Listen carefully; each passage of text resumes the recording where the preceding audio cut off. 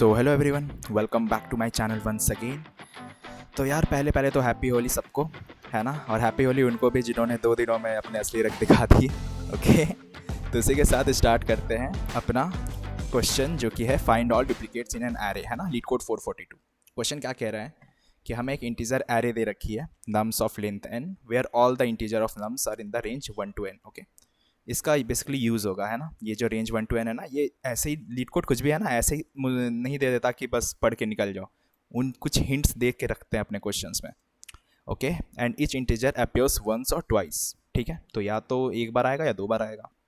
हमें क्या करना है, हमें रिटर्न करना है array of integers that appears twice, तो जो 2 बार आ रहा है।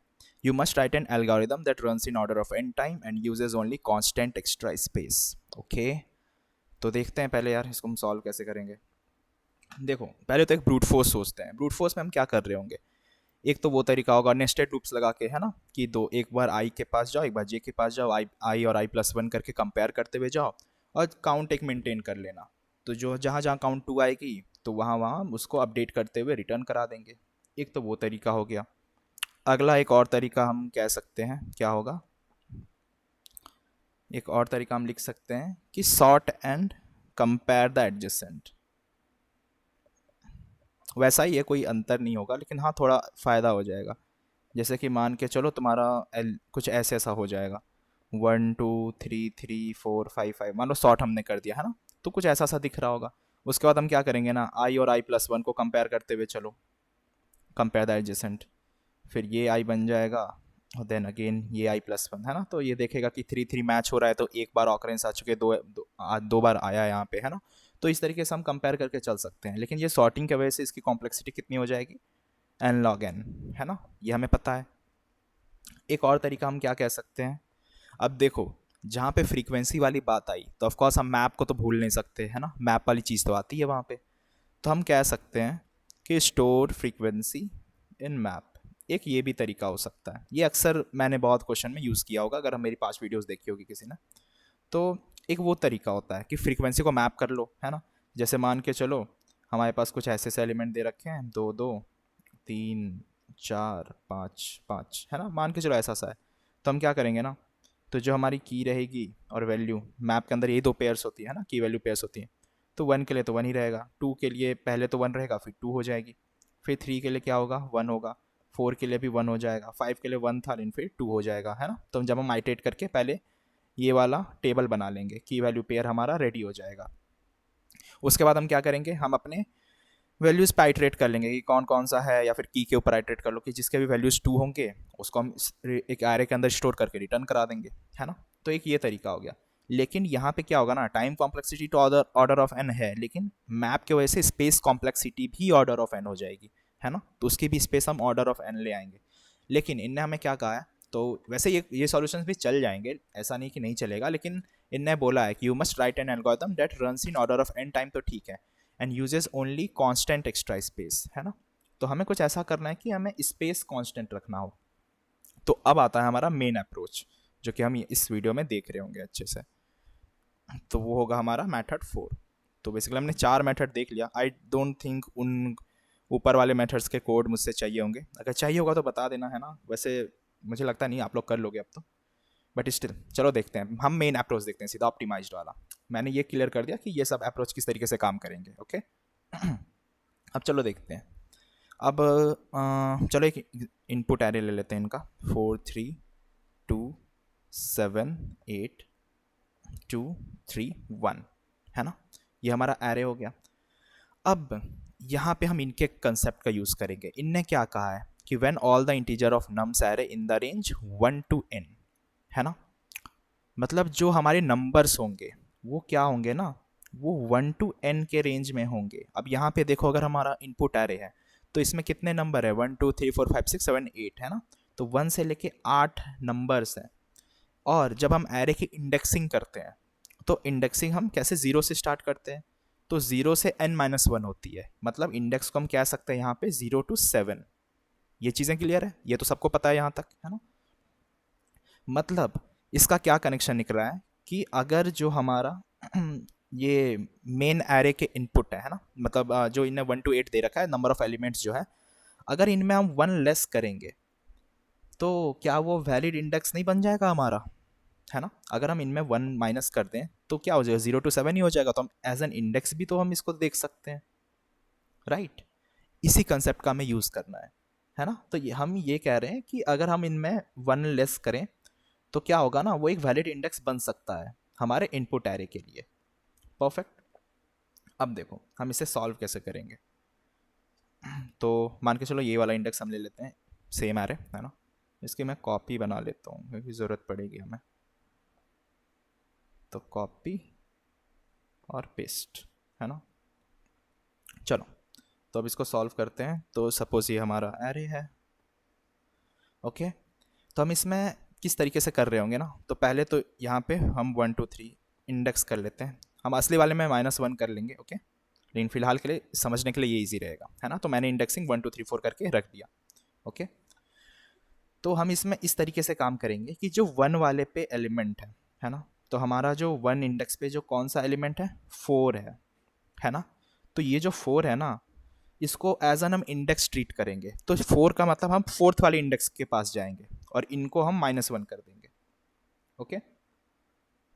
तो इनिशियली तो सारे पॉजिटिव है ना, तो हम वही कर रहे होंगे कि 4 वाले इंडेक्स पे जाओ और यहाँ पे हम -1 कर देंगे, मतलब -1 से मल्टीप्लाई कर रहे होंगे बेसिकली। तो ये हो गया -7, ओके। अब क्यों कर रहे हैं ये आगे समझेंगे, फिलहाल के लिए देखते हैं अगेन। अब नेक्स्ट वाले के पास आओ, है ना। हम 2 वाले के पास गए, तो 2 के पास कौन सा है एलिमेंट, यहाँ पे अगर हम देखें तो 3 है।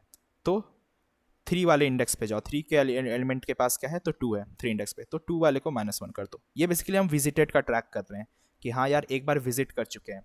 अब देखो ये हम क्यों कर रहे हैं ना, चलो पहले करते हैं फिर मज़ा आएगा आपको। उसके बाद अगेन हम 3 वाले इंडेक्स पे गए, राइट। तो 3 वाले इंडेक्स पे अब -2 है। अब कुछ लोग का कहना हुआ कि -2 इंडेक्स नहीं होती, तो ऑफकोर्स मैं एग्री करता हूँ, -2 इंडेक्स नहीं होती है।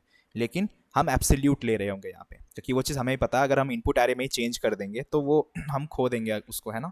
तो रैदर देन वैसा हो तो हम एब्सोल्यूट लेके चलेंगे। तो एब्सोल्यूट के लिए क्या होगा, हम 2 ही निकल के आएगा, है ना। -2 है या +2 है तो वो 2 ही लेके चलेगा। अब 2 वाले इंडेक्स पे आओ, 2 पे क्या है एलिमेंट है, -3 है, मतलब 3 है बेसिकली। तो इसको अभी के लिए हम -3 कर देंगे। अगेन हमने ये कर लिया, ये कर लिया, ये कर लिया। अब हम आते हैं 4 पे। 4 वाले इंडेक्स पे कौन सा है, एब्सोल्यूट ही लेंगे, तो 7 है। 7 वाले इंडेक्स के पास जाओ, इसको माइनस कर दो 3, है ना। ये डन हो गया। अब हम आए 8 वाले पे, मतलब 5th इंडेक्स पे। 5th एलिमेंट पे क्या है, 8 है, तो 8 वाले के इसको एज ए इंडेक्स ट्रीट करेंगे, यहाँ पे -1 कर देंगे, है ना। अगेन हम आए 6 पे। 6 के पास क्या है, 2 है, तो 2 वाले इंडेक्स के पास जाओ। अब 2 वाले इंडेक्स पे क्या है, -3 है, तो माइनस में अगर हम दोबारा -1 मल्टीप्लाई करें तो ये +3 हो जाएगा, राइट। तो इसी चीज़ का हम बेसिकली यूज़ कर रहे थे। तो हम -1 से मल्टीप्लाई करते जा रहे हैं और अगर वो एलिमेंट दोबारा आया तो पॉजिटिव हो जाएगा, है ना। -1 से वापस मल्टीप्लाई हो जाएगा और जो हमारा आंसर आएगा, जो आंसर लिस्ट होगी उसके अंदर हम ये वाला 2 सेव कर लेंगे, है ना, कि हाँ यार एक तो हमें मिल गया एलिमेंट। तो एज ए इंडेक्स हम ट्रीट कर रहे हैं। अब अगले के पास आओ, तो यहाँ पे क्या है 7th वाले पे -3 है, तो एब्सोल्यूट निकल के 3 आएगा, तो 3rd वाले इंडेक्स के पास जाओ।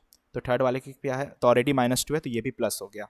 तो जैसे हमें वो प्लस मिला वापस से, तो इसे भी हम स्टोर कर लेंगे, राइट।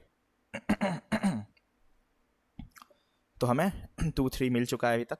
और बाकी तो यहाँ 8 पे -1 है, तो एब्सोल्यूट उसका 1 निकलेगा, तो ये फर्स्ट वाला -4 हो जाएगा। तो जो हमारा 2 3 होगा यही हमारा आंसर हम रिटर्न करा देंगे। और देखो तो यहाँ पे आउटपुट पे वही तो है, 2 3। तो आई होप ये अप्रोच क्लियर होगा, है ना। थोड़ा मैथमेटिकल था, तो बेसिकली -1 से मल्टीप्लाई कर रहे थे, ठीक है, हर एक एलिमेंट को। तो वो विजिटेड का काम कर रहा था, और अगर दोबारा वो एलिमेंट आता है डुप्लीकेट है, इसका मतलब वो -1 फिर से मल्टीप्लाई होकर के उस पर्टिकुलर इंडेक्स को प्लस में कन्वर्ट कर देगी, है ना। तो बेसिकली यही इसका मेन कंसेप्ट था इस क्वेश्चन का, ओके। तो इसको एक बार कोड से लिखते हैं, थोड़ा कोड में समझेंगे, ओके। तो एक तो हम आंसर बना लेते हैं अपना लिस्ट में, list integer answer equals to new array list, ठीक है, for int n in nums, okay. तो पहले तो हम एक एब्सोल्यूट करके भी रख लेते हैं, है ना, क्योंकि पता चला ये अर्लियर आगे आने वाले इंडेक्स के लिए हम कर ले रहे हैं कि पता चला हमने नेगेटिव करके दे दिया, वो बाद में आ रहा है, तो फिर से हो तो उससे पहले हम करके रख लेते हैं, एब्सोल्यूट उसको बना के रख लेंगे कि हमें पॉजिटिव वैल्यू ही मिले वहाँ पे। उसके बाद हम क्या करेंगे, क्या कर रहे थे, तो जो भी हमारा नम्स ऑफ n-1 था, है ना, तो मैंने वहाँ पे 1 से लिया था, लेकिन असल में इंडेक्स जो होगी वो एक कम होकर के चली गई, है ना, 0 से n-1 होती है, तो इसलिए मैंने n नम्स ऑफ n-1 किया हुआ है। तो अगर ये ग्रेटर देन 0 है ना, तो अगर ऐसा कुछ है तो क्या करो ना, -1 मल्टीप्लाई करो उसमें, तो इंटू इक्वल्स टू -1, ठीक है। अगर ऐसा कुछ नहीं है, इसका मतलब वो पॉजिटिव हुआ है, ओके, तो हम सीधा आंसर में ऐड कर देंगे अपने n को, ठीक है, और बस हम फाइनली रिटर्न करा देंगे। इतना सा ही कोड था ये। तो हमने क्या किया, एक आंसर लिस्ट बना ली, उसके बाद हमने अपने नम्स वाले पे आइट्रेट किया, उसको एक पहले एब्सोल्यूट करके रख लिया, है ना, कि हमारे जो n की वैल्यू आए, इंडेक्स जो आए वो एब्सोल्यूट फॉर्मेट में ही आए। उसके बाद हमने क्या किया, तो नम्स ऑफ n-1, क्योंकि इंडेक्सिंग 0 से n-1 होती है, इसलिए हमने नम्स ऑफ n-1 किया और चेक किया कि क्या वो ग्रेटर देन 0 है। तो अगर हाँ ऐसा कुछ है तो उसको -1 कर दो। अगर ग्रेटर देन 0 नहीं होगा, इसका मतलब ऑलरेडी वो नेगेटिव हुआ पड़ा होगा, है ना, हमने विजिट कर लिया है उस पर्टिकुलर इंडेक्स को जो आगे आने वाली है ना। तो जैसे इन केसेस में क्या हुआ था, -3 था पहले से, यहाँ पे वापस से आया था, है ना, कि सेकंड इंडेक्स पे है, तो सेकंड इंडेक्स पे जब हम गए तो यहाँ पे हम देखे कि -3 ऑलरेडी है। तो ऐसा कुछ होता है तो इसको सीधा आंसर में ऐड कर दो और फाइनली हम रिटर्न कर देंगे अपने आंसर को। तो बस यार इतना ही था इस क्वेश्चन में। आई होप ये क्वेश्चन क्लियर रहा होगा सबको। अगर स्टिल नहीं रहा तो मुझे बताना किस पार्ट में डाउट है आपको, ठीक है। बाकी फिर हम मिलते हैं अगली वीडियो में, तब तक के लिए keep learning, keep coding, keep exploring. See you guys in the next video and do like, share and subscribe the channel, okay, and happy Holi once again to all, okay, enjoy the day. मिलते हैं यार अगली video में, bye.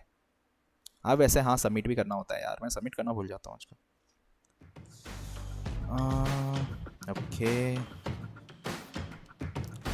हाँ तो submit हो गया है, हाँ हो गया ना, ओके। मिलते हैं यार फिर अगली वीडियो में, ओके, बाय बाय बाय।